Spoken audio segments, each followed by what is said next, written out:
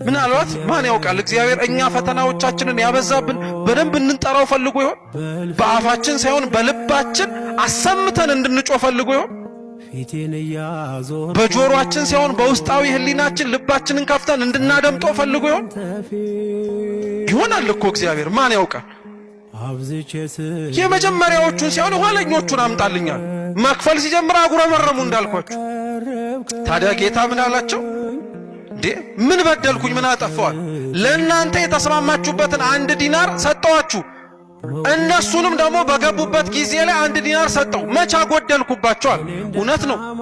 እግዚአብሔር አምላክ ቀድሞ የቅድስና ሕይወት የኖሩትን ሰዎች ባከበረበት አርፍደው የመጡትን እንደኛ ኃጢአተኞቹንም ለማክበር አሁንም እግዚአብሔር አምላክ ፈጣን ነው።